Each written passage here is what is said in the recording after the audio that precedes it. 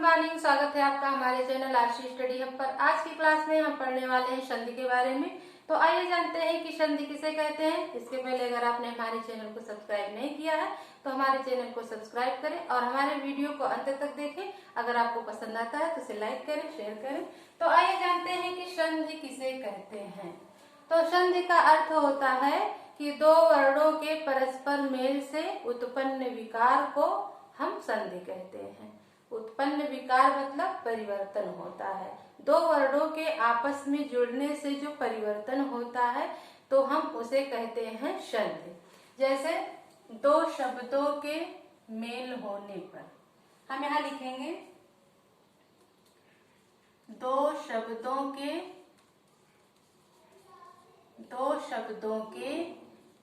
Mail होने पर पहले शब्द का अंतिम वर्ण हम यहाँ लिखेंगे पहले शब्द का अंतिम वर्ण। पहले शब्द का अंतिम वर्ण और दूसरे शब्द का पहला वर्ण। दूसरे शब्द का पहला वर्ण यहाँ हम लिखेंगे दूसरे शब्द का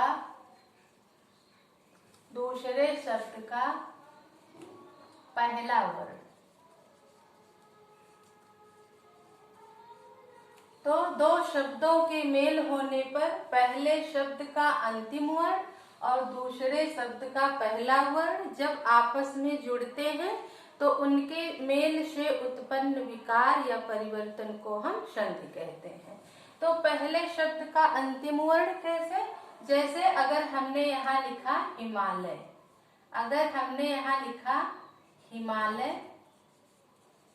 ये हमारा हो गया हिमालय। तो हम लिखेंगे इसको हिम प्लस आलय। क्या लिखेंगे? हम लिखेंगे हिम प्लस आलय। तो हिम हमारा पहले शब्द, ये पहला शब्द हो गया और आलय हमारा दूसरा शब्द हो गया। तो हमने यहाँ लिखा पहले शब्द का अंतिम वर्ण। तो ये हमारा पहला शब्द है और ये हमारा दूसरा शब्द है।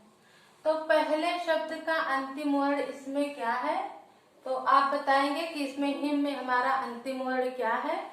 तो आप कहेंगे कि माँ हमारा अंतिम वर्ण है। लेकिन आपको पता है माँ एक व्यंजन वर्ण है और व्यंजन वर्ण बिना स्वर की सहायता के नहीं बोले जाते हैं।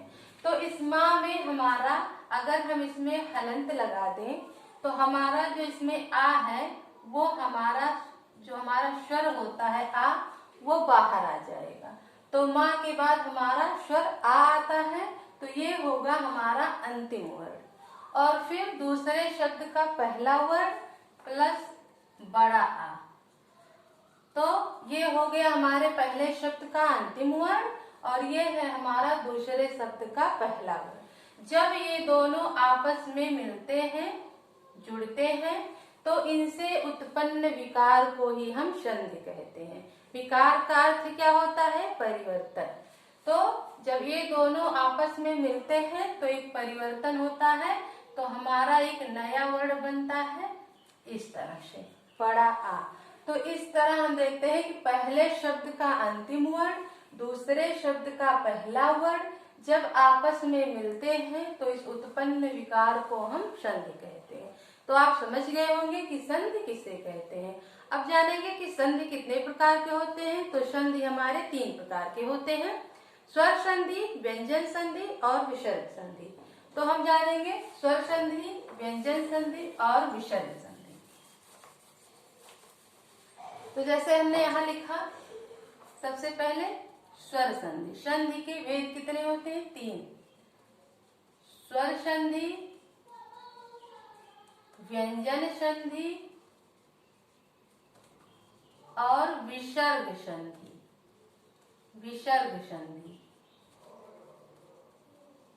तो संधि हमारे 3 टाइप के होते हैं। स्वर के संधि के 3 भेद होते हैं। स्वर संधि, व्यंजन संधि और विसर्ग संधि।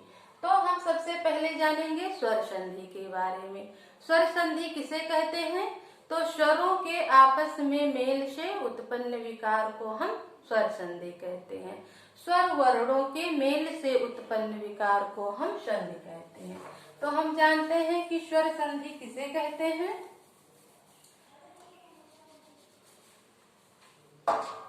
स्वर संधि का अर्थ होता है कि स्वरों का मेल, जब दो स्वर आपस में मिलते हैं तो उनके मेल से उत्पन्न विकार को हम स्वर संधि कहते हैं।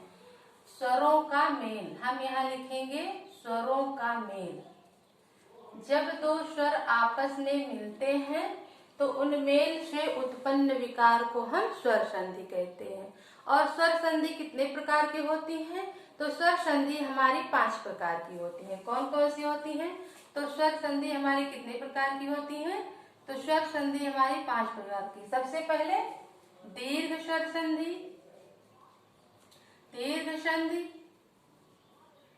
फिर हमारा दूसरा है गुण संधि। तीसरा हमारा है वृद्धि संधि। चौथा हमारा है यण संधि। और 5वां हमारा है यण संधि। 5वां है अयाद संधि। अयाद संधि। तो संधि हमारे कितने प्रकार की है? स्वर संधि हमारी 5 प्रकार की होती है। दीर्घ संधि, गुण संधि, वृद्धि संधि, यण संधि और अयाद संधि। तो स्वर संधियां, और ये स्वर संधि जो होती है हमारे 5 तरह की, यही सबसे महत्वपूर्ण टॉपिक है। व्यंजन संधि, विसर्ग संधि से तो क्वेश्चन थोड़ा कम आते हैं, लेकिन इन 5 से क्वेश्चन सबसे अधिक आते हैं, इसीलिए आपको इन पर अधिक ध्यान देना चाहिए। और 70% तो क्वेश्चन इनसे बनते हैं स्वर संधि से, बाकी 30% तो उनसे बनते हैं स्वर व्यंजन संधि और विसर्ग संधि से। तो सबसे पहले हम जानेंगे कि दीर्घ संधि किसे कहते हैं। सबसे पहले हम जानेंगे कि दीर्घ संधि किसे कहते हैं। तो दीर्घ संधि किसे कहते हैं? तो दीर्घ का अर्थ क्या होता है? दीर्घ का अर्थ होता है बड़ा। दीर्घ का अर्थ क्या होता है? हम यहाँ लिखेंगे दीर्घ संधि। हम यहाँ लिखेंगे दीर्घ संधि। दीर्घ का अर्थ क्या होता है? बड़ा। दीर्घ का अर्थ होता है बड़ा। तो हम दीर्घ संधि की परिभाषा क्या है कि जब हमारे लघु वर्ण या दीर्घ वर्ण आपस में जैसे हमारे लघु वर्ण या दीर्घ वर्ण और फिर हमारे जब वो सजातीय वर्ण के होते हैं तो हम उनको कहते हैं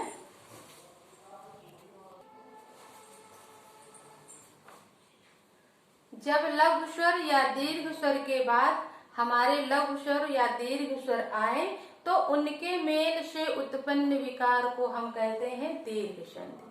जैसे हम इसे लिखेंगे समान स्वर। हम यहाँ लिखेंगे समान स्वर। जब हम दीर्घ स्वर पढ़ते हैं तो जो हमारे 2 शब्द होते हैं और जिनमें पहले शब्द का अंतिम वर्ण और दूसरे शब्द का पहला वर्ण जो हमारे होते हैं वो समान होने चाहिए। जैसे अगर हमने यहाँ लिखा, यहाँ पर हम देखते हैं कि जैसे छोटा आ प्लस बड़ा आ, अगर इस तरह ये हमारा पहले शब्द का अंतिम वर्ण हो और ये दूसरे शब्द का पहला वर्ण हो तो हम यहाँ पर हमारा रिजल्ट आता है ये। लेकिन अगर यहाँ पर छोटी ई है तो यहाँ पर भी यही होनी चाहिए। अगर ऊ है तब भी यहाँ ऊ होना चाहिए। तो ई बड़ी ई हो जाएगा हमारा, ऊ बड़ा ऊ हो जाएगा हमारा। तो इस तरह हम देखते हैं कि इन्हें हम कहते हैं कि दीर्घ स्वर जो होते हैं उनमें सजातीय स्वर होने चाहिए। जैसे पहला जो हमारे पहले शब्द का अंतिम वर्ण हो वो भी वो होना हो। जैसे हमारे पहला शब्द का अंतिम वर्ण अगर आ है तो हमारे दूसरे शब्द का पहला वर्ण भी आ होना चाहिए। हमारे स्वर जो होते हैं ये सजातीय होने चाहिए, समान होने चाहिए। जैसे अगर हमने यहाँ लिखा विद्यालय, विद्या प्लस आलय, अगर हमने विद्यालय लिखा तो इसमें विद्या में हमारा होगा बड़ा आ प्लस बड़ा आ, तो ये दोनों हमारे समान स्वर हुए। इधर भी आ है, इधर भी आ है, तो जब जहाँ पर समान स्वर होंगे वही हमारे दीर्घ संधि होगी। जब हम इन दोनों को आपस में जोड़ते हैं तो हमारा आता है बड़ा। तो इसी तरह